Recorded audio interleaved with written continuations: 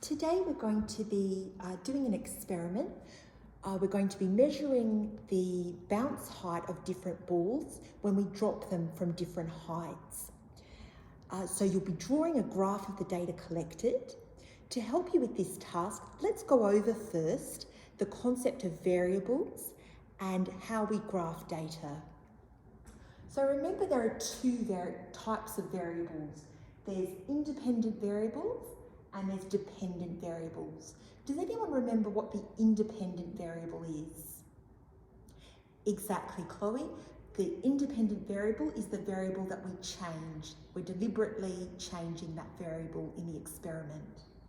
How about the dependent variable? Jack, do you remember what the dependent variable is? Exactly. The dependent variable is the variable that we measure in the experiment. So the independent variable, in this case, which is it? Is it the height of the drop height, or is it the bounce height? That's right, Jane. It's actually the drop height. That's the independent variable. That's the variable that we're changing. And the height of the bounce, which we're measuring, is the dependent variable. So you're going to be recording your data in a table like this with the height of the drop and the height of the bounce. Following that, you're going to be creating a graph, either a line graph or a graph with a trend line. So let's go over the basic rules for creating a graph. First of all, you always need a graph title, and this title should describe what the graph is showing, and it should include both the independent variable and the dependent variable. Secondly, the independent variable should be plotted on the x-axis and the dependent variable should be plotted on the y-axis.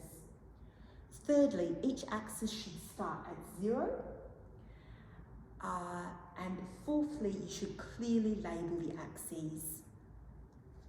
So once you've got your graphs, you've got your scatter plot with the different points, you can either make it into a line graph.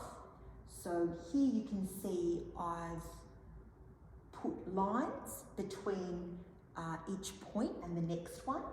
Sometimes it'll turn out to be a straight line. In this case, it's more jagged. Or you can choose to create a trend line, especially if you're using a program like Excel. Does a trend line have to go through every point? Good. That's good, Jack. No. So a trend line doesn't need to go through every point. It just describes the general trend of the points. It can be straight or curved, and we just make sure that the points are evenly distributed around the trend line. So once you have your graph and you've drawn a line, now you can identify a trend in the data. So what's happening to the height of the bounce, to the height that the ball bounces to, as you increase the height of the drop? Does anyone remember another way of describing, another word for the relationship between two variables? Good. It's called a correlation. And we can either have a negative correlation or a positive correlation. In this case, we've got a positive correlation because as the independent variable increases, the dependent variable also increases. So start on the experiment and let me know if you have any questions.